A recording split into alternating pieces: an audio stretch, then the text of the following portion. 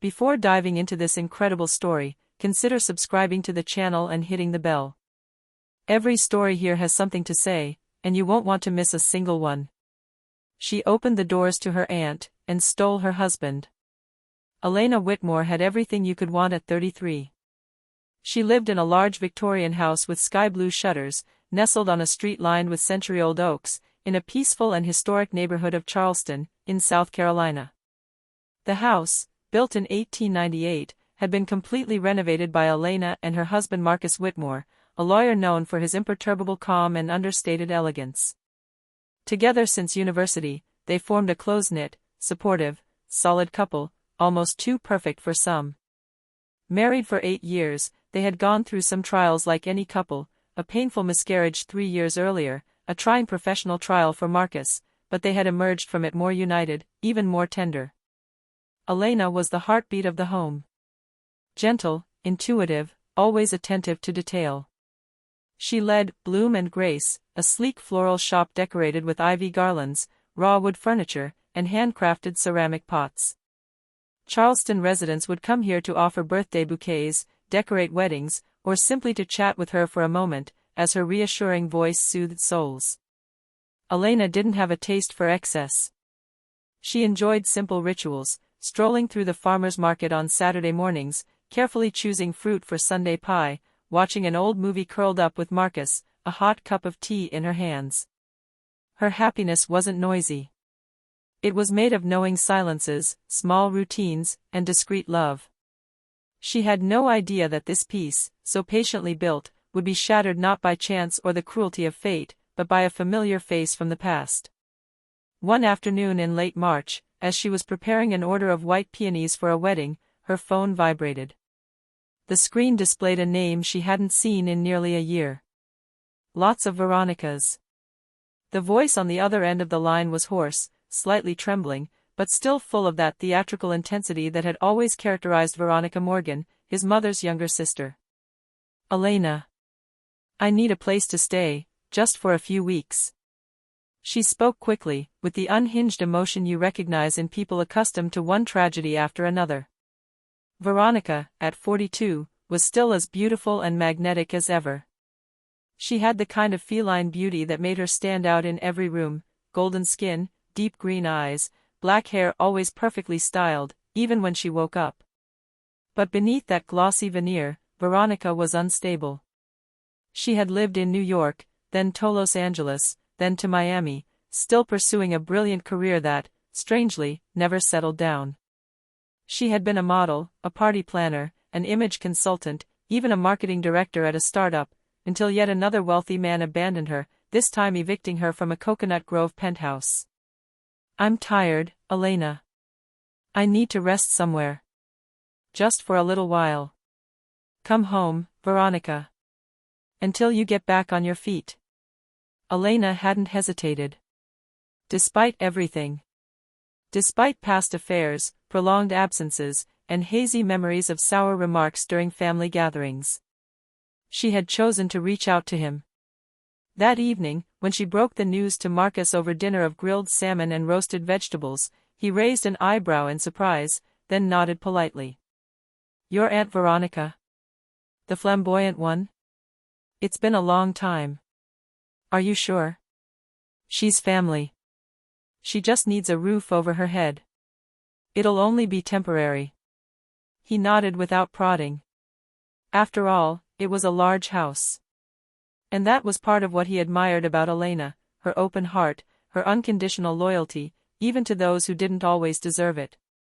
But in that simple, yes, in that moment of sincere openness, Elena had unknowingly opened not only her door, but also a breach. Veronica arrived a week later, late in the afternoon, like an actress late to her own premiere. A black sedan pulled up in front of the house. The driver opened the trunk, revealing 3 Louis Vuitton suitcases perfectly aligned, a gold makeup bag, and a garish fuchsia Hermès bag. Veronica came downstairs wearing oversized black glasses that covered half her face and a perfectly fitted cream trench coat. A wave of heady perfume, a blend of jasmine, vanilla, and musk, flooded into the foyer as soon as she crossed the threshold. Darling, this house is a vintage gem. So, Charleston, she exclaimed in an overly cheerful voice, kissing Elena on both cheeks. She quickly inspected the living room with an expert eye. We need to rethink the layout a bit, you know, a big mirror there, a more modern sofa there. And that blanket, darling, it screams retirement home. Elena smiled, a little tense, but remained kind. She's just disoriented, she thought. She needs warmth. But what Veronica was looking for was something else. From the first days she did not behave like a guest. She settled in with the casualness of someone who felt at home. She left her heels trailing in the hallway, her perfumes on the dresser in the shared bathroom, and her fashion magazines on the living room table. She interrupted intimate dinners, sitting down in the middle of the conversation like a surprise guest in a romantic movie. I hope I'm not disturbing you, she said with a smile that was too big. I'll give you some privacy in 10 minutes. I promise. But she stayed. And she talked. A lot. About her rich but emotionally inaccessible exes, her adventures in Cannes, her brunches with second-rate celebrities. Then she began to do what she did best, disturb the balance. She complimented Marcus in a hushed, almost caressing voice.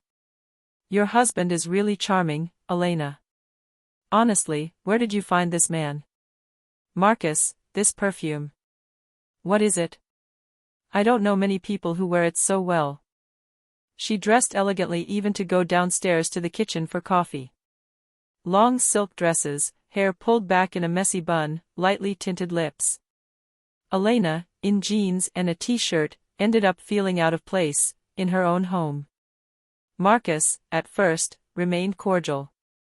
Polite. He laughed at her jokes, complimented her when she cooked, which she sometimes did, with almost theatrical enthusiasm. But gradually, Elena noticed things, their exchanges had become longer, their conversations were becoming private. Veronica showed him documents to rebuild her resume, which she spread out on the table with a perfectly executed air of helplessness. I need your expert eye, Marcus. I'm getting lost in all this jargon. And you think I should apply to a law firm? Like you? They laughed, brushed shoulders as they passed, and shared childhood anecdotes. One evening, she recounted a memory of Elena's teenage years, an embarrassing one, which she turned into a joke. Marcus burst out laughing. Elena, however, remained frozen. Then there was that evening. A Wednesday. Elena had closed the shop early because a customer had cancelled. She decided to walk home, enjoying the mild air. When she gently pushed open the front door, she heard muffled laughter coming from the living room. She tiptoed forward, not really knowing why. And there she saw them. Marcus sat comfortably on the sofa, a glass of red wine in his hand. Veronica, legs crossed, wore a satiny black dress, much too dressy to stay indoors. She played absently with her earring, her eyes fixed on him. He was laughing, a laugh Elena knew well, but one she hadn't heard in weeks. He hadn't seen her yet. Time seemed to stand still. Elena didn't make a sound. She backed away slowly, then went up to her room without any of them noticing her presence. Her heart pounding, a chilling thought crept into her for the first time. Something is growing between them. And maybe, it had already started a long time ago. 3 weeks had passed since that evening when Elena had walked in on Veronica and Marcus in the living room. She hadn't told anyone. Not even Marcus. She'd kept quiet, convinced she was exaggerating, that they shouldn't let jealousy or insecurity alter what they'd built together. But since that evening, something had changed. Marcus's gazes were more distant. The silences between them had lengthened, like chasms no words could fill. The tender gestures had disappeared. No more brushing hands in bed, no more morning kisses. Just a polite, almost administrative distance. Veronica, on the other hand, had become invisible. Present, but never there. She left early, came home late. She claimed to be seeing old friends, going on interviews, looking for apartments. But Elena saw her. She saw the way she walked down the stairs when Marcus was there. The way she looked at him when she thought she wasn't seen. It wasn't gratitude anymore. It was possession. Then, one gray morning in late April, Marcus slowly put down his cup of coffee and said, "Elena. I need some air." She looked up at him, frozen. "I don't know who I am anymore, Elena. I've changed. Maybe I play a role in this house. Maybe I'm not that man anymore." Every word fell like a stone. "Are you leaving me?" she asked, her throat tight. He didn't answer directly. He looked at her for a long time, then whispered, "I just need time." And he packed his suitcase. One suitcase. Not everything. Just enough for a few days. He didn't kiss her. He didn't cry. He left. The following days were a blur of muffled pain. Elena went to the store like a robot. She greeted customers with a smile, while something inside her collapsed. Veronica was scarce. Very scarce. She announced that she had to go to Atlanta to explore career opportunities, that she had a contact at an art gallery. She didn't offer a return date. Elena nodded. But everything inside her was screaming non. The wild glances, the muffled laughter, the silent tension, everything fell into place like pieces of an evil puzzle. She still wanted to believe in a coincidence. She still wanted to believe that no one would dare to do that. Not his own aunt. Not Marcus. A month later, an email arrived. Not applicable. No identified sender. She hesitated to open it. Then clicked. And there the image appeared. Marcus and Veronica. In a chic restaurant in Buckhead, an upscale neighborhood of Atlanta. Hand in hand. He in a midnight blue shirt, she in a tight ivory dress, smiling like a fulfilled woman. The waiter in the background was bringing a bottle of wine. They were laughing. They weren't having an interview. Or traveling. They were together. Elena's breath caught in her throat. The floor seemed to give way beneath her. The room spun. She dropped the phone on the wooden floor. Her legs buckled. She sat on the edge of the bed, silent. She had given everything. Her home. Her trust. Her forgiveness. And they had taken everything. She didn't cry right away. She remained frozen, her heart as if suspended, as if anesthetized by the dull violence of betrayal. It wasn't just the loss of a husband. It was the collapse of a world. Of a loyalty system. Of the idea that love was enough to keep the monsters out. And the worst part was, she let them in herself. The days that followed were a silent nightmare. Elena wandered through the empty house like a disembodied soul. The rooms she had once lovingly decorated seemed alien to her. Even the walls seemed complicit in the drama. Veronica's perfume still hung in the air, mingled with Marcus's more subtle scent, an unbearable, acidic, almost toxic mixture. She stopped eating. She barely slept. Her once radiant body was slowly withering under the weight of grief. She no longer activated the house alarm. She no longer watered the plants. She no longer answered the phone. She was slowly fading away. The pain was all the more unbearable because it came from within. Not from an unknown rival. Not from a passing fancy. But from his own aunt, of this woman whom she had welcomed into her home, whom she had defended, protected, nourished. She had offered him more than a roof, she had offered him her trust.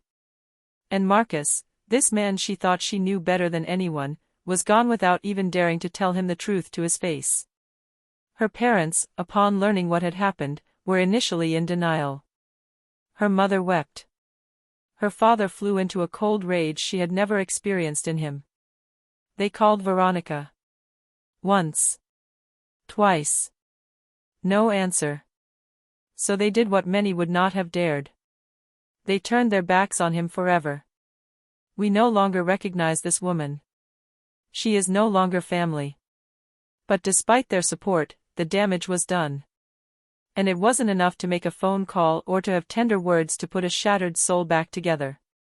It took time. A lot of time. Exactly 1 year. At first, Elena lived in slow motion. But something deep inside her refused to die. Perhaps it was pride. Perhaps the seed of strength her mother had planted in her as a child. Perhaps, self-love, still lukewarm, but alive. She started with something simple: open his curtains. Then she walked. Just a block, at first. Then she went back to the shop.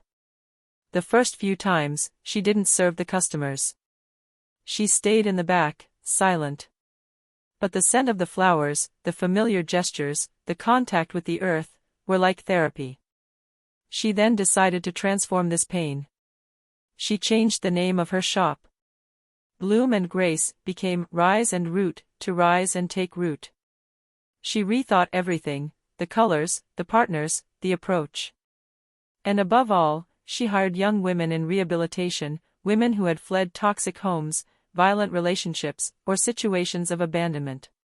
She taught them how to compose bouquets, to create beauty with their hands, even when their hearts bleed.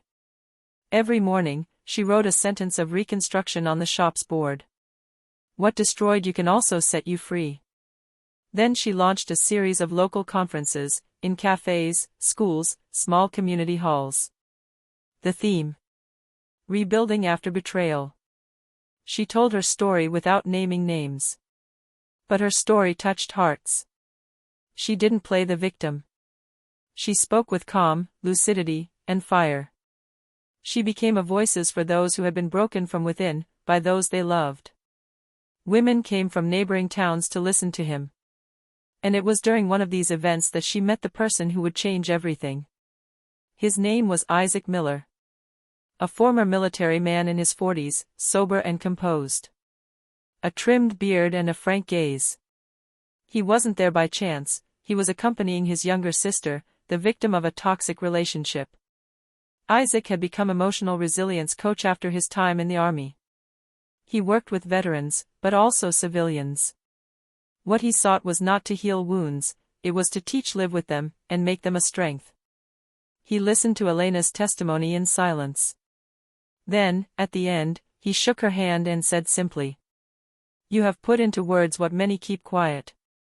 We should do something together." And they did. They held a retreat in a renovated farmhouse outside Charleston. 3 days of silence, writing, shared cooking, nature, meditation, and flowers. Some women are crying. Others are angry. Others are frozen. They all left transformed. Isaac became a pillar. A guide. A mirror. They met to work. Then to talk. Then for dinner. And without warning, one day, she laughed at one of his jokes, and she found herself to want laugh. He never imposed himself.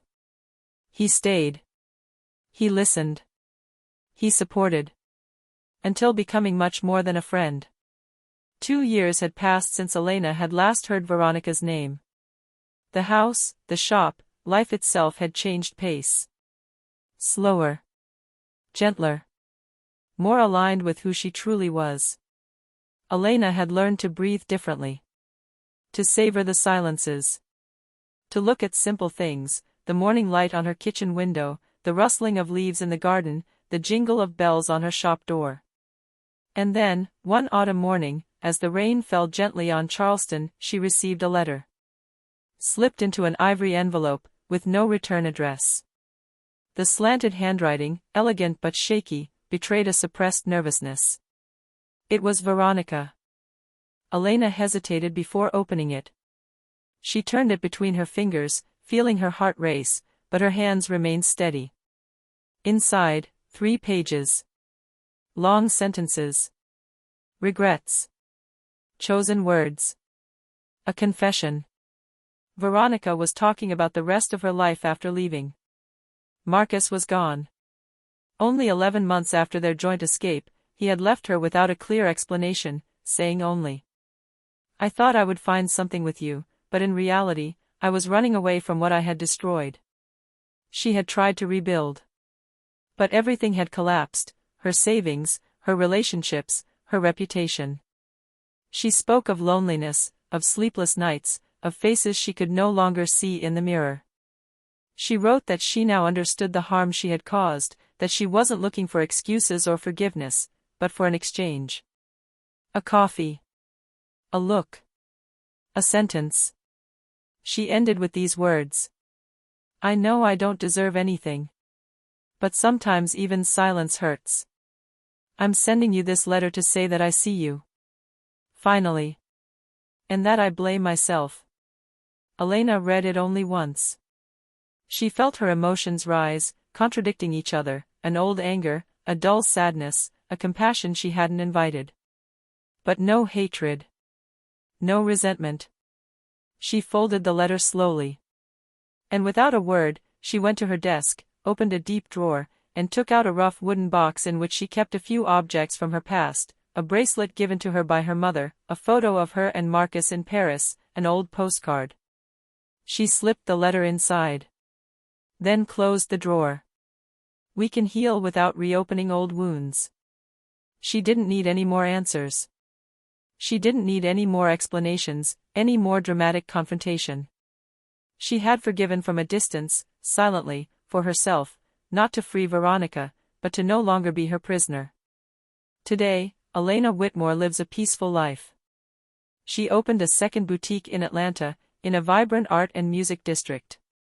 There she sells floral arrangements inspired by human emotions, hope, rebirth, resilience. She married Isaac Miller in a small botanical garden, surrounded by wildflowers, rattan chairs, and former students of her workshops. No big white gown, no spectacular ceremony. Just them, and the quiet song of the wind. There was an empty table that day with a sign that said, "For all those we were before we learned to love ourselves." She never replied to the letter. Not out of cruelty. Not out of revenge. But because sometimes real power is choosing silence. Not the silence of submission, but that of peace found. That of a woman who no longer expects anything, because she has found everything, in itself.